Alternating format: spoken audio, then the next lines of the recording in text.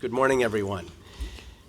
Our moderator for today's panel is Lou Smirlis, who's at my far left. Lou is the editorial director of Canadian Transportation and Logistics magazine, which is one of several publications of the Business Information Group, a leading Canadian company with interests in daily and community newspapers and B2B information services. Lou has over 20 years' experience writing about transportation and logistics and is considered by many to be one of the leading authorities on our industry and holds the designation of member of the Chartered Institute of Logistics and Transportation of North America. Thank you, Lou, for moderating today's panel and for working closely with our panelists to put together what should be an excellent hour on the leading issues facing our industry today. In forming today's panel, we wanted to ensure that a broad cross-section of the marine, transportation, and logistics industry was represented. And I believe we've done just that by having a container ship line, a railroad, a freight forwarder, and a cargo owner represented here today. So on my immediate left, Mr. Volker Kluge, Volker is the president of Zim Integrated Shipping Services Canada Company Limited, a position he has held since 2007. His experience in the liner trade extends a further 20 years when he was involved in sales, marketing, and trade management roles in North America and Europe with both CP ships and cast container lines. He is a board member of the Shipping Federation of Canada.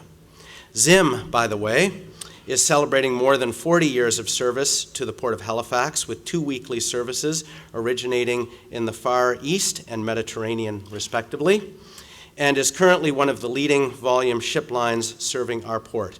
Welcome, Volker, to the panel. Next to him on his left is Nick Nanos. Nick is the Director of Traffic, Customs, and Toronto Logistics Operations for the Liquor Control Board of Ontario.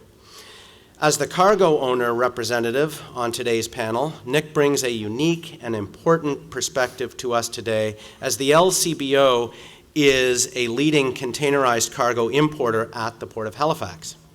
The LCBO is the world's largest liquor retailer, and they are an important and ideal port customer for us, given the origins of beer, wine, and spirits from Europe and the Med.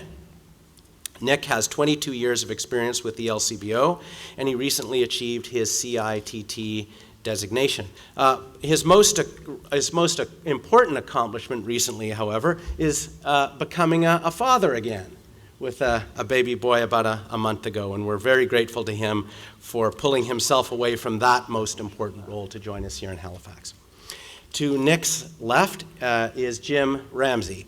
Jim is Vice President of Global Freight Forwarding for UPS Canada and manages air, ocean, and cross-border freight operations for this global leading company.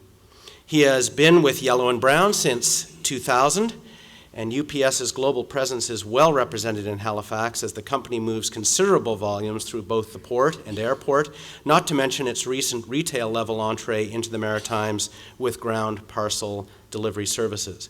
We're grateful for Jim's participation on today's panel as he brings an important perspective on UPS's supply chain solutions side of the business. Welcome, Jim. To Jim's left, and finally, Keith Reardon. Keith, what would a Halifax Port Days be without the strong participation of CN Rail, which by any measure is a critical partner in the port's value proposition to cargo owners, ship lines, and freight forwarders alike. Keith Reardon was appointed the Vice President of Intermodal Services for CN in May 2012, just a few months ago, and oversees all aspects of this important link in the supply chain. Prior to this, he was Vice President of Supply Chain Solutions for CN.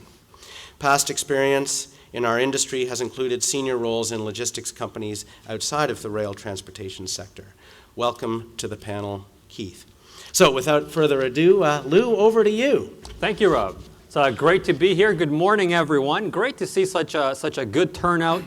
Great to see some familiar faces in the crowd, and also to make some new friends. When I was asked to be part of this, I said yes right away, even though it's my birthday today. Happy birthday. Thank you. And the reason I said yes, two reasons actually. Number one, because we had a great panel.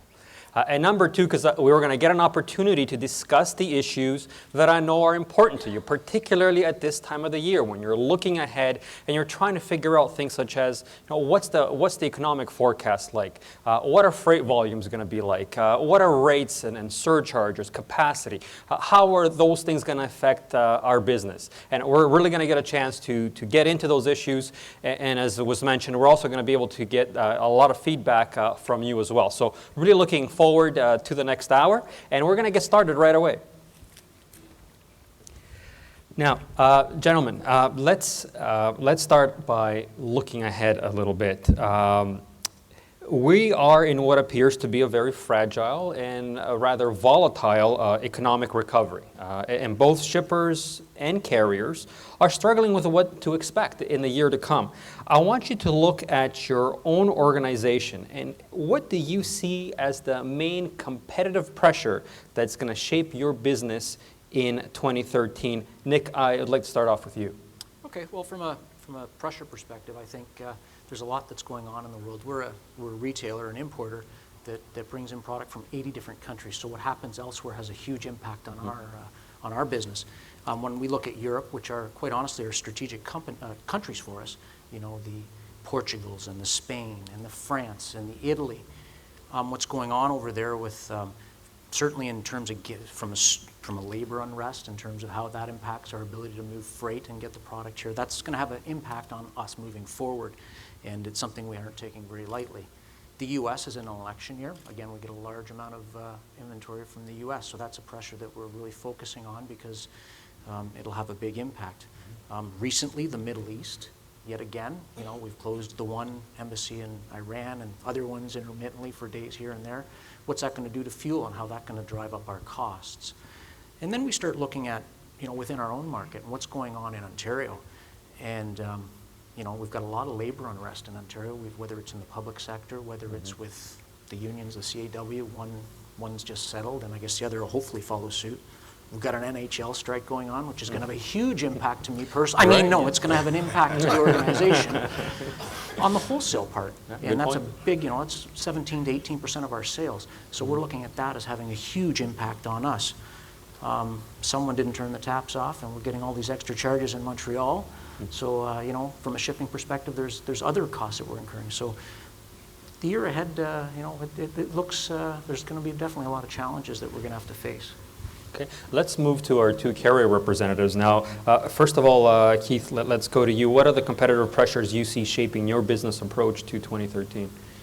First off, since we don't have any prepared remarks, I just want to thank the Port Authority, all of the people of Halifax that have been so kind and so welcoming to my colleagues and myself this week. It's very nice, and we do feel as though we're a very important part of the infrastructure here, and we take that responsibility seriously, and so we appreciate it. We can only do as good as what the economy gives us. The shippers, our customers that give us their precious freight, we find out from them what the economy is going to bring us, and we make adjustments to our transportation services to accommodate that, to try and provide open gateways for them, improve the speed at which we move their freight. So our challenges are more to take what the economy gives us and figure out how we can overperform or outperform those circumstances. We can't really do anything about the economy, and that's the stance that we take. Mm-hmm. Volker, you're affected by not just the Canadian economy, but the global economy. Absolutely. To a great degree. Yeah, there's probably for us, number one, it's been in the press probably for the last couple of years, is overcapacity, number one, from the shipping line. I think the first 6 months of this year, there were about 840,000 additional TEU came on the market. And in 2013, it is supposed to be the year that even more, the biggest year of vessels coming online, because a lot of these vessels obviously were ordered back in the good times from 4 or 5 years ago. We see that as a huge risk for our health, or our industry's health. Number two, obviously the global economy. As long as the global economy continues to be sluggish, there will be global trade obviously will suffer. And third is the energy costs. At the end of the day, no matter what happens in what's going on in the Middle East and with the oil prices continue to fluctuate up and down. There's no consistency, and that's for us a huge risk on the cost side. So definitely we're hearing some concern here. I wish it was a more optimistic outlook, but I guess we're being realistic. At this point, I want to make sure that we bring our audience into the picture. We want to hear about what's happening within your companies and in terms of transportation and sort of build that framework. So if we could have our first question for the audience up on the screen, please, you enter your results. All right, so the first question we have, with respect to complexity, in 2012, please tell us the transportation function within your company was A, B, C, D, or E. Now, I'll wait for a few seconds while you enter your response, and then if I have it correctly, the tally will be up almost immediately after you enter your results. So let's have the results soon as it's ready.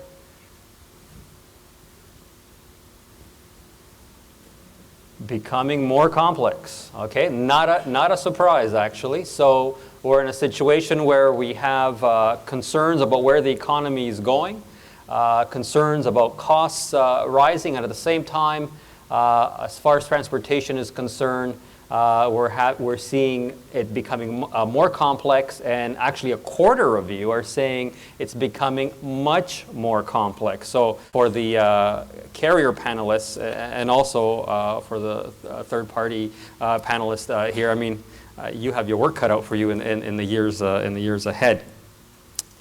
Jim, I would like to take this back to you now. UPS obviously has relationships with many shippers.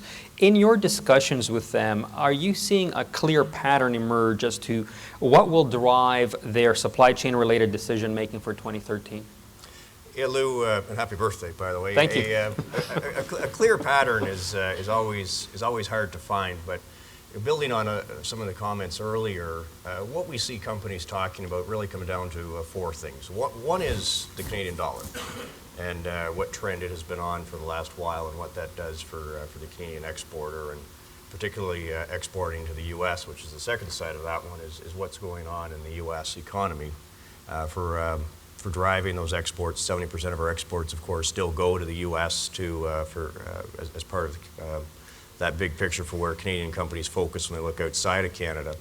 Europe, there's a lot of things going on with Europe that have an impact on supply chains and capacity and whether or not capital is going to be available and how people are going to finance growth in the future. And then the final one that's really started to come up a little bit has been the potential slowdown in growth of emerging markets.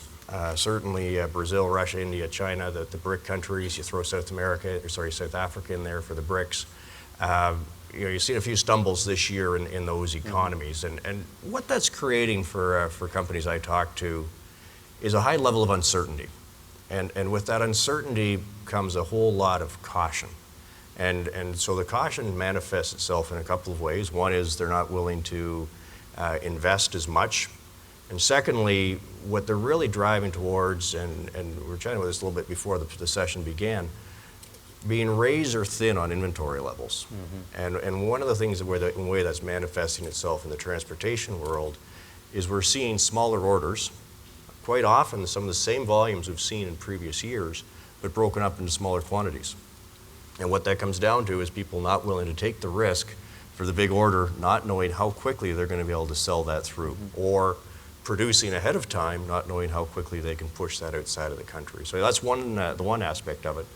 The other thing that I see as I think a great pattern, and certainly Canada's well positioned for this, is looking outside of Canada's borders, not only for new markets for our manufacturing, and believe it or not, Canada still does have a manufacturing industry, despite what you read in the media, and also for our imports. So it ties in with the complexity, because what I see a lot of people having to look for are new sources, new ways of sourcing, having to do with infrastructure in countries they're not used to, as well as a whole lot of caution about how much they're willing to invest to get into that.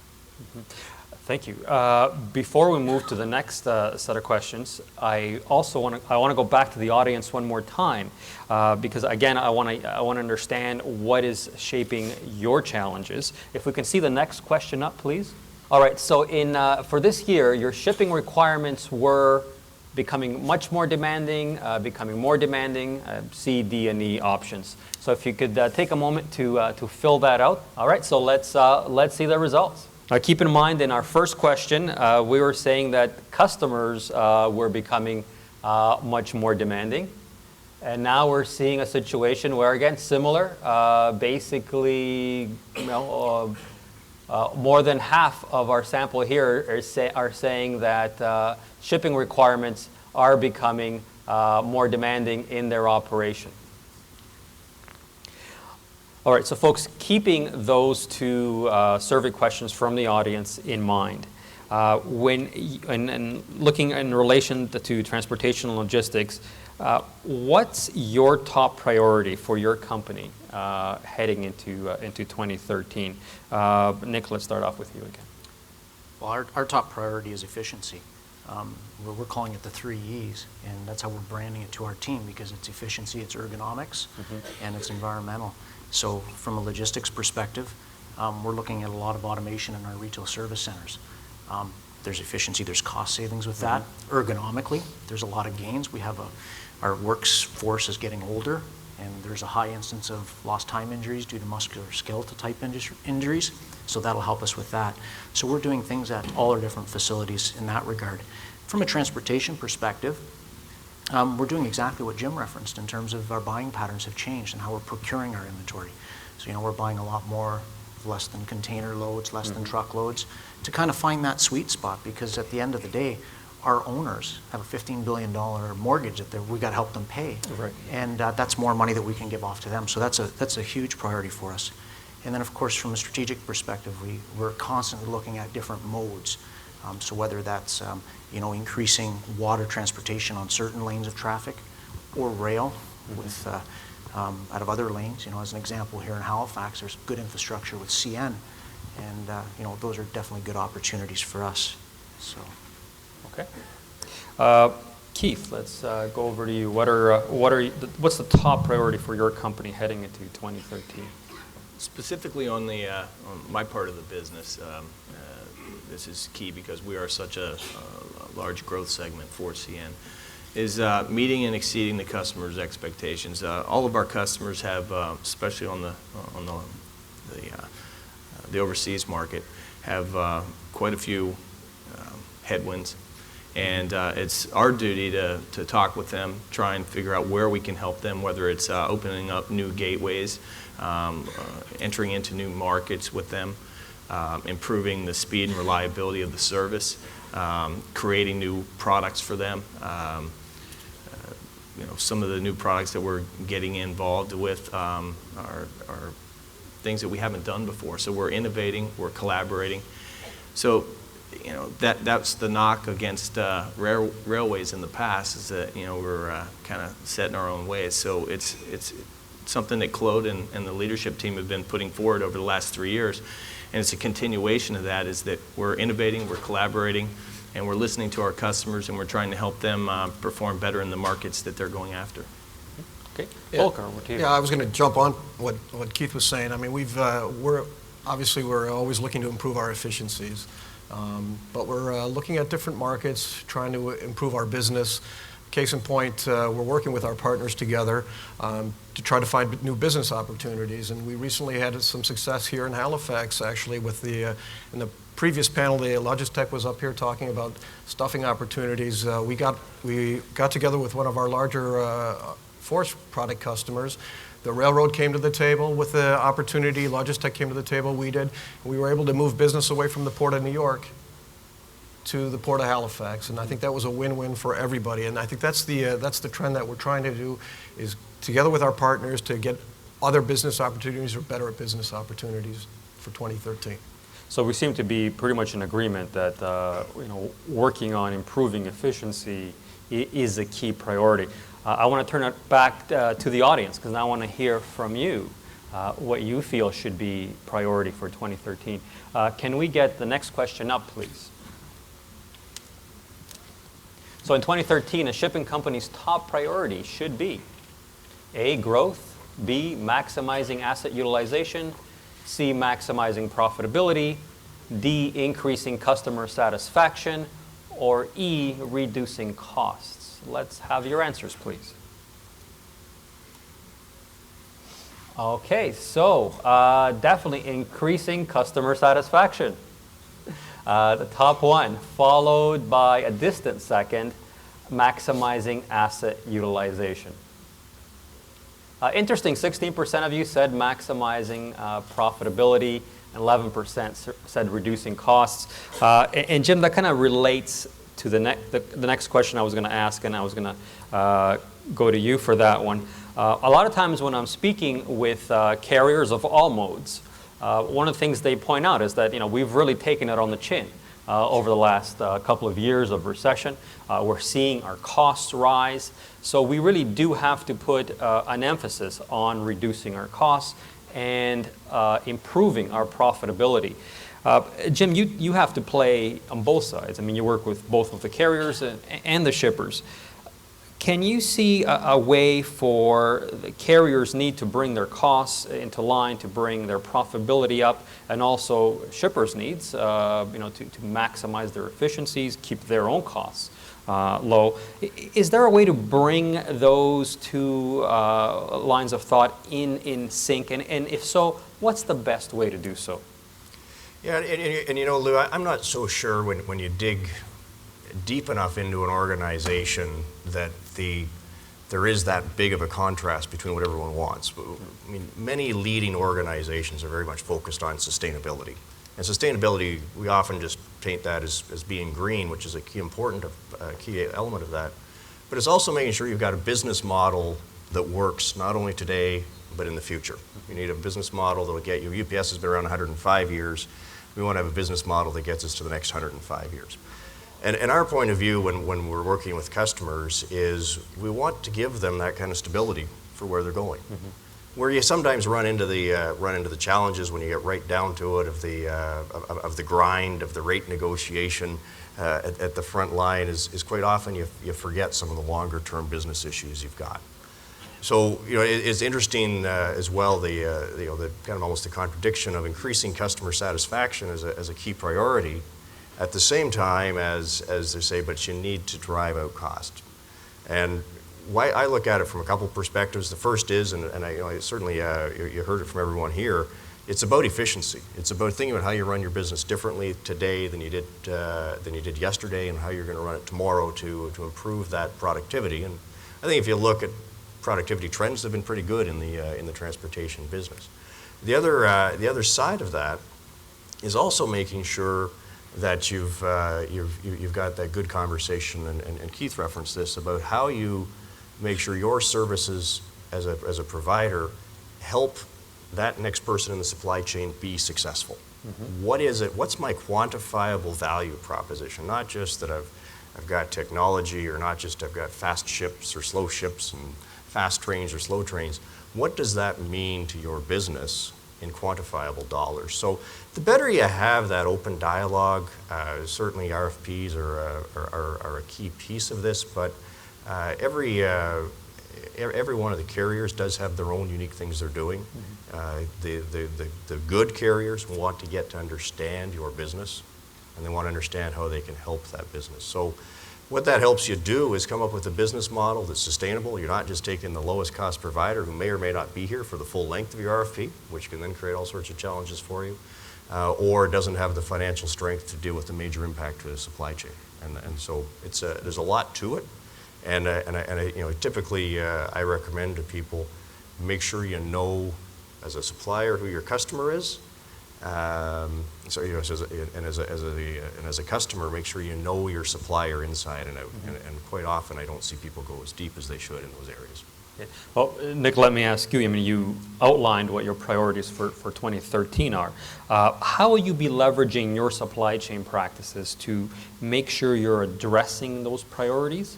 And then touching on what Jim was saying about working with your carrier partners, what do you expect from them? How do you expect them to help you meet those goals? So I think I'll take a different approach to this one, actually, because we looked at, by addressing that, by looking at as an example of the packaging.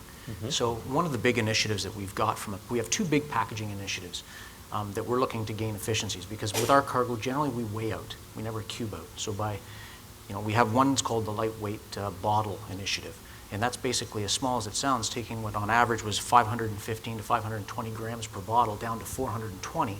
It allows us to gain some efficiencies on the transportation and fetch money in our pocket. Ergonomically, obviously, that helps as well.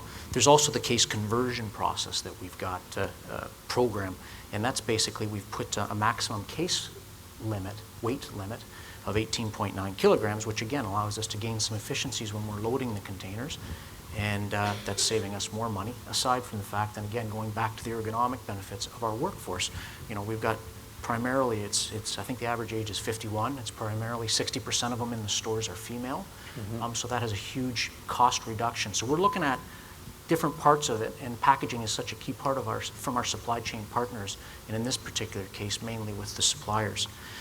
And finally, we've got another thing that we've instituted is floor loading or bulk loaded containers. We've got some technology in our facilities that allows us to, we call it the destuffing platform, that allows us to mechanically get on a platform, go up and down, side to side. So with that, from an ergonomics perspective, the employee is allowed to move and lift in the power zone, but also from a shipping perspective, we're looking at using every nook and cranny in that can, and that translates into more product. So those are our key parts to what we're looking at. All right, so you've got some interesting projects going on to make sure that you're improving your efficiencies, but sometimes just the basics are critical to making sure that we're running operations as efficiently as possible, and also to make sure that costs are being reduced. And one of the basics I'm referring to is making sure that things arrive on time. Now, Volker, there has been a focus of late on addressing on-time delivery within container shipping. What can be done to improve on-time delivery performance? Well, I think, it's not just the vessel. It's the whole supply chain. I think that's what we have to look at. I think there's a little bit of a misconception that the steamship line or the shipping line is trying to get the vessel there late, and it's not. I think what happens in the global economy, and as the vessels get larger, there's more port calls out there. So obviously, you're crossing oceans, weather becomes a factor. You can have delays here and there, and it is from a liner perspective, it's in our best interest to be on time, because what happens is the terminal operator, you have a berthing window that you have to be there, and you have the railroad. The railroad's bringing in rail cars for the import cargo to get it off the dock. So we try our best to be on time, and I think the issue is down the road is if you have a service that is not performing, you have to make some changes in the service ultimately. And what we've also at Zim at least tried to do is, if we know, because a lot of times you do know within 14 days, 10 to 14 days that ship is not going to be on time, that we tell all our suppliers and clients that we say we're not going to be on time, or we'll be a day late or 2 days late, and we can go from there. Communication is the key in that side. Okay, thank you. Jim, your thoughts on what can be done to improve on-time performance in the container trade? Yeah, certainly, as a freight forwarder, where you're bridging multiple modes of transportation, there's a lot to it. Got to also look at just the reality. It's a supply chain that's thousands of miles long, multiple time zones, multiple languages, and anytime you've got extra touch points in a supply chain, you're running a risk for some sort of a delay, whether it's a transshipment point at a port, moving from a ship to a berthing location, to a rail, and then to a truck. Every one of those creates an opportunity for a potential delay in that overall timing. I think, and as Keith indicated, and Volker's indicating, and I know from our package business, no one has any intention of being late. We all have very intense measurements on getting there on time. But the reality is, things happen, whether it's storms, weather, labor issues, any one of a number of things that can come into play. So what ends up being key for me is, and I was chatting with someone during the break about this one, is technology. And what technology gives you is a couple of things. One is it gives you visibility, so you know what's happening in your supply chain. You know if you have a delay, and you can plan ahead for that delay before it becomes too problematic. It also gives carriers in various locations at various steps in the supply chain better visibility to understand root causes and drive that kind of efficiency and drive that on-time performance and figure out how you can get more efficient with what you're doing. And probably the final thing that I've recommend every time I get a chance is make sure you're planning your supply chains to mitigate that risk. Mm-hmm. All eggs in one basket is never a good supply chain. And if you look deep enough, and we're seeing some of that happen this year where people are putting a big chunk of their inventory on the ocean where they might have typically moved it in the air, but they're still moving a little bit in the air, but not as much as they might have. We recently launched a new service to address that called our Preferred LCL service out of Asia into the US and Canada. And the concept was to take classic LCL, but give it a faster transit time, in some cases up to 30 to 40% faster than normal LCL offerings. And but the key thing that it gives is a very reliable transit time. And that's how you mitigate some of that risk, is you might take a slightly more expensive mode of transportation to make sure you can address immediate needs, and use a different mode of transportation it's more cost effective for some of those longer term needs, where if something goes wrong, you're not in a desperate situation. Keith, I want to bring the conversation back to you. I want to talk about the Rail Freight Service Review. Certainly has captured a lot of media attention over the summer, and there's legislation being prepared. In your view, does there need to be a legislated solution to make the improvements to rail service that are required? Let's kind of review what's gone on over the last 3 years. In our customer-focused surveys, we had issues, and we've addressed those issues over the last 3 years. We've worked with all the parties in the supply chain, ports, port authorities, third-party operators at different types of transload terminals, the customers throughout all of our different markets that we manage and haul freight for, and we've established service level agreements with all those folks. We've tried to understand what are the issues and resolve those one at a time. Whether it was infrastructure issues where we've added capacity, or whether they were just process issues. We've spent a lot of time fixing things over the last 3 years. And we've done that in a commercial atmosphere where we're working together, and we've solved it commercially. We feel that a regulated type of atmosphere will hurt that process. We feel that it's an unnecessary burden to the commercial process, and we're not in favor of it.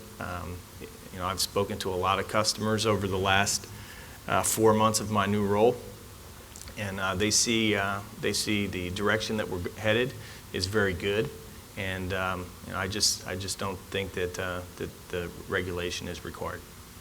So if we are going to have regulation, what would you like to see in it? If there has to be regulation, what would you like to see? We'd prefer to see a commercial approach. We tabled some things with Mr. Denning, and he went through the process with the review. And so those things that are in were our suggestions. That's what we'd like to see in. Okay. Nick or Jim, any comment on what you would like to see coming out of Ottawa? I'll start, and then Nick, you can add in. The issue of the rail lines, and I think you need to look at that in a bigger context of where transportation across different modes has evolved over the last, let's say the last decade, but more particularly over the last 5 years, around the concept of service level agreements, around the concept of taking the technology and turning that into real life things that help, real life tracking and tracing, right down to specific SKUs so people can plan their supply chain better while products in transit. And you know, and I'm contrasting that with an earlier comment I said where customers are pushing their inventory super thin. And, you know, there's a lot of best practices out there that have been put in place in the trucking industry, certainly the courier industry, the ocean carriers, you know, particularly working with their beneficial cargo owners, are doing really well, and air freight. So there's lots of opportunities out there for taking those learnings and putting them in place in the rail industry. Whether or not that needs to be a legislated answer, I don't know. I'd leave that probably to the rails and the government to work out what the right answer is. But you know, the models are there, and I think it's the same thing that my customers are looking for. I'm looking for from CN, and the better they provide that, the happier everyone is in that supply chain. Okay. Any other comment on that question? I would just echo that. You know, quite honestly, it's just a matter of making sure that we can get some of that infrastructure to assist us as a shipper to move forward and to manage our flow of goods, because flow is such a key part of our business. And we talked earlier about the inventory, so quite honestly, I don't have anything more to add to that. I would actually, I'd let the railways and the government comment on how they see that working, but from us, it's from the end user perspective, it's the infrastructure for the timely tracking and tracing of stuff. Okay, thank you, gentlemen. We're now going to move on to the next section in our questioning. We're going to look at freight volumes. Volker, let's go back to you. So we have economic volatility, we have uncertainty, and that's making forecasting pretty difficult. Looking at your own organization, what are you expecting in terms of freight volumes for 2013?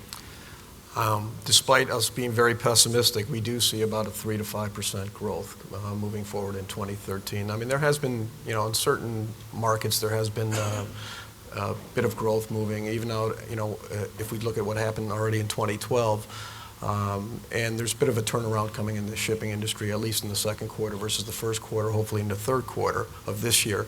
So moving to 2013, we do see that as long as what we talked about prior, that the global economy doesn't take a turn for the worse, that the energy costs don't go through the roof, we do feel that there's going to be a slight 3 to 5% growth, but nothing that we see it's going to be a banner year in 2013. We don't see a recovery on the liner side, probably not till 2014. Okay, so 3 to 5% growth in freight volumes. Keith, what are your thoughts? We're in that process right now, talking to our customers like Volker and others. And we do that at this time every year. We prepare our plan as to how we're going to roll out our assets and our people to accommodate that growth. So as far as a 3 to 5% number or any number, we're not sure right now. We are in that planning process. So we're just not ready to comment on what the future holds. We don't know yet. Nick, I mean, you're the type of person that derives volumes. What are you seeing for 2013? I think the clouds are gathering, quite frankly. I think, you know, we've budgeted, we're looking at anywhere between 3 and 4% in terms of volume growth for us. And I will add that we're also in a growth spurt. We're opening 35 new stores. That being said, we're seeing a lot of indicators that have been coming on the horizon that are a reason for some concern. We have a part of our business called vintages. And, you know, in 2008, when the economy took a dip, a precursor to that was vintage sales kind of softening. We just saw that over the last few months. So internally, we're saying 3 and 4 is what we had forecasted, and now we're really looking at it, sort of kind of what Jim's, what Keith's referring to. We're actually going back and reviewing it and saying, you know, was that an accurate number? Because there's a lot of other variables that are coming into play, and we might be going down to 1.5 to 2. So. I want to bring it back specifically to this area, to Halifax. I have a question from the audience. They'd like me to ask our panel, what role does Halifax play in your business? And going forward, are you seeing more business coming this way? Volker, perhaps we can start with you. Halifax plays a big role in our business. I mean, for Zim, we call 2 ports in Canada. That's Halifax and Vancouver. And I can say that we've had some service changes over the last 6 months, even a year. And on the outbound side, we have seen quite a bit of growth of business, and that's basically coming from the out east, the Maritimes. We feel that Halifax will continue to grow for us. We're a bit concerned, obviously, with what's going to happen in 2013, if it can sustain itself. And also, we do a lot of business, and it's Canada exports in general. If we look at it, it's a lot of commodity-based. And in the Maritimes, especially, we carry a lot of seafood. Well, if the fish aren't biting, the container's not going to be moving. Or we move a lot of what we call agricultural type of products. So obviously, weather can be a major factor. World markets can be a major factor. The Canadian dollar has an effect on these commodities as well out of here, because a lot of the producers here in this region, they're competing with European producers for their products. So that has an impact on it. But we do see Halifax for us is, I think Rob mentioned it, we're on our 40th year here. So we're here to stay, and we intend to grow. Okay. Keith, obviously a major player in this area. Do you see business in this area specifically growing for CN? We hope so. We plan for it. We'd love to see growth in Volker's business and the other carriers that call on Halifax. We also have significant investment here in the Autoport franchise and the growth of the import vehicles into Canada from Europe. So we're here ready to haul the business. Bring it on. We love being in Halifax, and we want to do more business here. So yeah, we hopefully see growth. But we're definitely going to manage the business that's here today in a good fashion, and working with the Port Authority. We're also doing some work overseas, working together. We have an agreement to have an agent over in India to helping us both drive business growth. So there's a lot of good things that we're doing to create growth, but it's something we're not sure how much growth is there. Jim, we heard from the previous panel about all the mega project work that's coming this way. When you're speaking with your customers that are doing business in this area and customers that are considering doing business in this area, how optimistic are you about growth in the Maritimes? Well, I think I'm, and UPS in general, is quite bullish on the Maritimes, and to bring it back to some specific sectors and things that'll help with the Port of Halifax. The Port of Halifax is doing a lot of really good things. We're with CN and working with their carrier partners, the infrastructure, and I think one of the things I like about what the Port of Halifax is doing is they're not trying to be all things to all people. The previous group was up here, was no mistake. They were up here taking a look at some of the project-based work that works very well through Halifax. Halifax also knows they're in a competitive environment as a port, so you're not going to get people bringing product through Vancouver to using Halifax as their main choice for low-value goods where it doesn't make sense. So where I do see the opportunities for Halifax certainly would be in that project type business. Very excited about that one. We also pay a lot of attention at UPS to the health sciences business, and it seems a little bit counterintuitive to think about medical devices and drugs moving through the ocean business, but that overall trend we're seeing in the industry, in the transportation industry, to moving to more economical, slower services is impacting healthcare as well. So it'll be interesting to watch how that impacts in the next little while. You've got a number of different reasons why Halifax is a great port to come into for serving Canada as well as into the U.S. To take care of that, particularly coming from the European side. So that's one of the areas we're excited about. One thing, Lou, Sure. I forgot to mention when Curtis was talking about the project cargo and talking about working with CN, we've had a concerted effort over the last 2 years. One of the groups in my former role, supply chain group, working on the overdimensional traffic, working on the containerized freight inbound for these projects. So it is an area of effort for us, and it's one that we hope that that we're providing those good services so that these various people in the supply chain can continue to have economical delivery of the goods for the projects and continue to grow. It is an area of focus. We were not focused on that 5 years ago. We are today. So we're hearing a lot of optimism for project-related business. We're hearing optimism about pharmaceutical type business. Nick, back to you for your business. Do you see, are you optimistic about this area and growing your business within this area? Well, I think absolutely. Halifax is a key port for us. You know, we bring in just under 10% of our total import volume through here. So that's, you know, a couple thousand TEUs annually. It's a big port for us. My good friend Volker here just instituted a new Mediterranean service. So that's a huge boon for our, you know, as an importer. We've got a strong partner in rail with CN.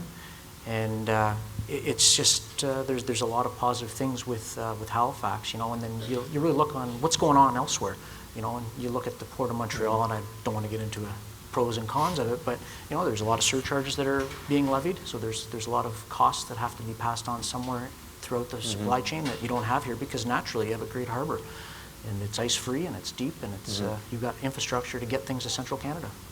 Okay, excellent. Thank you, gentlemen. I want to bring it back to the audience now. I want to hear from you where you think freight volumes are going to be for 2013. So if we can get our next question up, please. So what is your company's projection for shipment volumes next year? Up significantly, up slightly, about the same, down slightly, or down significantly? Okay, so some positive news. 52% saying up slightly. I wish there was more that said up significantly, but I think at this point we'll take up slightly. And also good news, only a small percentage saying that they'll be down. 10% saying they'll be down. Okay, excellent. Want to touch on Europe for a bit.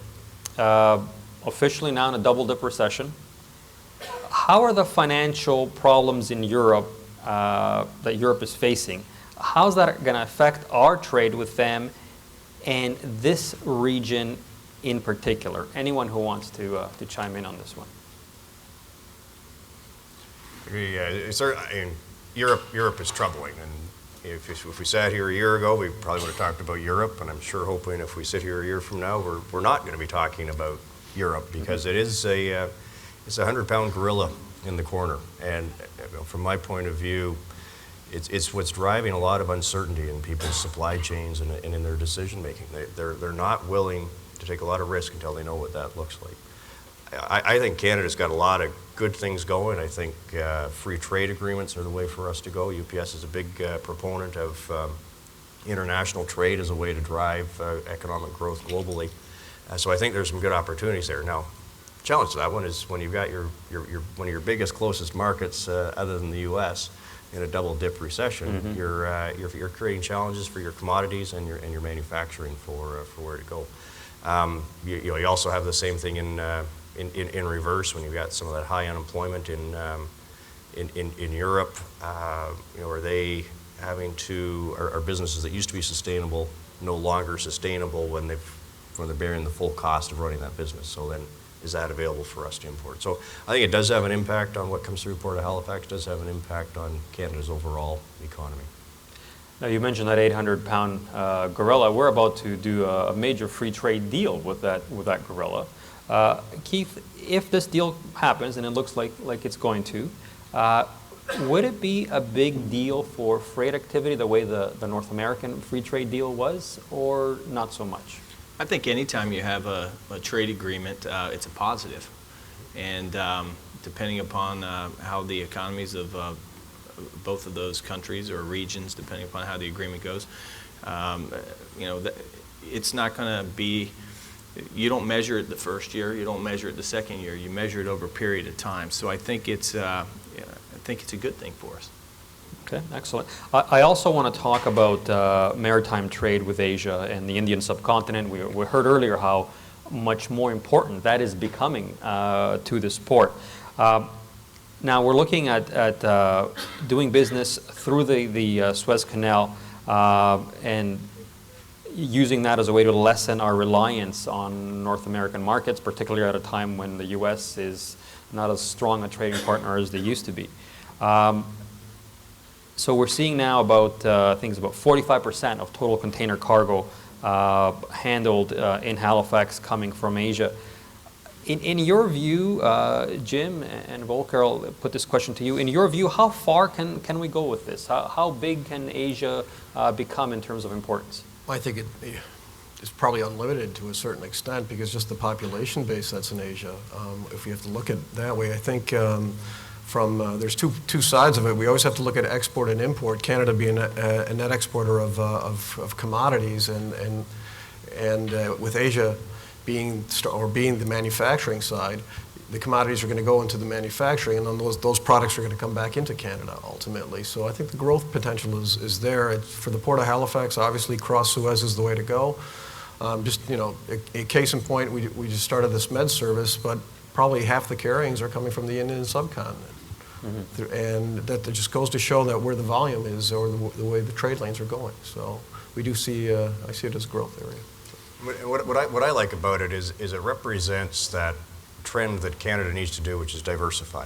Mm-hmm. And we need to diversify on the exports, where we're sending our commodities and our manufacturing to the extent we have it. And at the same time, making sure that we are bringing the best economical products into Canada, mm-hmm. regardless of where they are. And it's a big challenge to work through all of that in terms of global trade.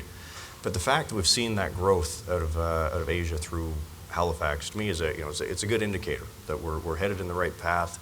We're getting more diversified with what's going to impact our economy. Still not completely there, but when you're looking at what Canada's trying to do right now, is we're trying to get as a country, trying to get a bigger piece of the global pie in terms of what we're doing as a country. So it's good steps. I like it.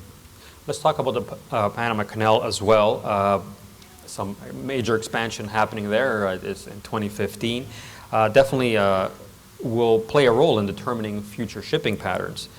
What impact do you see that having on North American shipping patterns in general and on this area in particular? Anyone on the panel who wants to jump in on that? Well, I think of the Panama Canal expansion, first and foremost, will probably affect the U.S. West Coast trade, if anything, that you're going to see a lot more cargo that is currently moved by rail, say from LA Long Beach across to the U.S. Midwest and markets mm-hmm. like that the vessels will now come into places like New Orleans, Mobile, Houston, South Atlantic. So that trade will start changing a bit.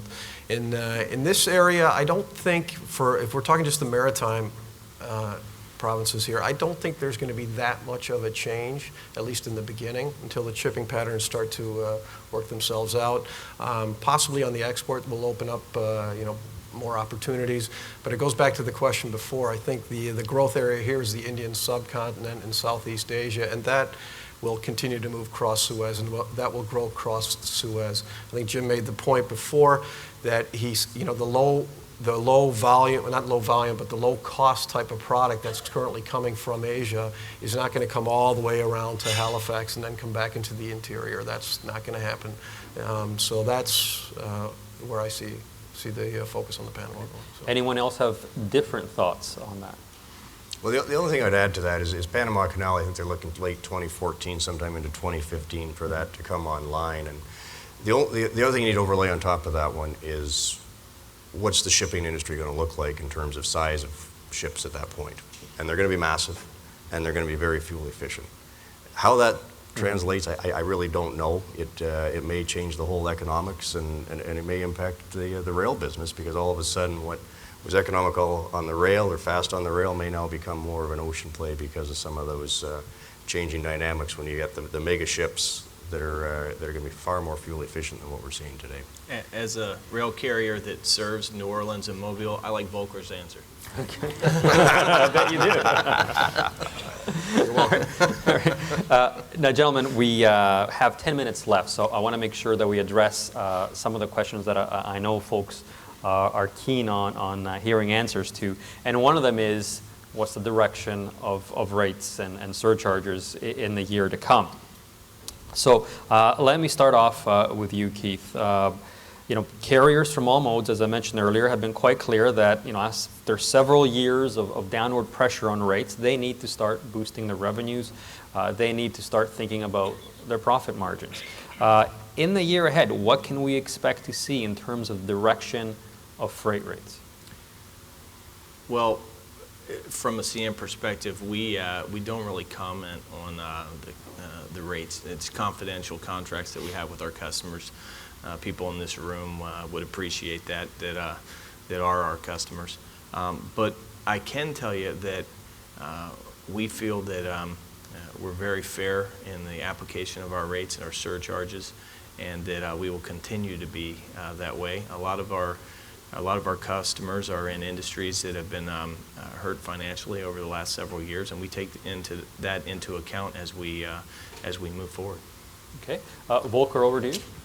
Yeah, I think, the rates, they're market-driven ultimately. It's supply and demand. The fact is that all the carriers are losing money, and it's the business model that we have today is not sustainable long-term if it continues how it is. So I think it's from a carrier perspective, do we want to get the rates up? Yes, we do, but it's going to be market-driven ultimately of how the pricing is determined.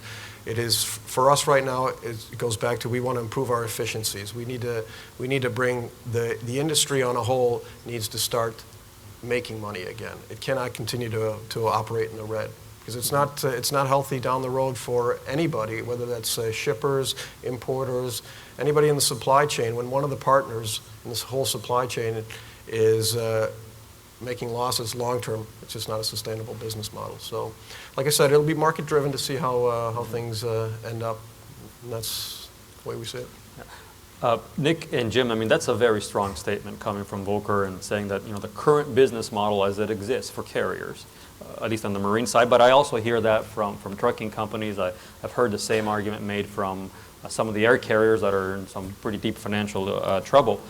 So they're saying that basically this is not sustainable. As someone that purchases transportation services, what's your advice in terms of how shippers should be approaching contract negotiations this fall? And when a carrier comes to you for a rate increase, what are the things you expect them to address with you before you would be willing to consider accepting a rate increase?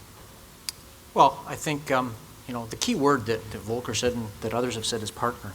And our supply chains are so intermixed and interlinked that when they come to us as a purchaser of those services as a partner, that's step number one, to be partner-like and to communicate it, because we understand if there are problems, and I'd never heard it until Volker said it earlier, that carriers were having problems with...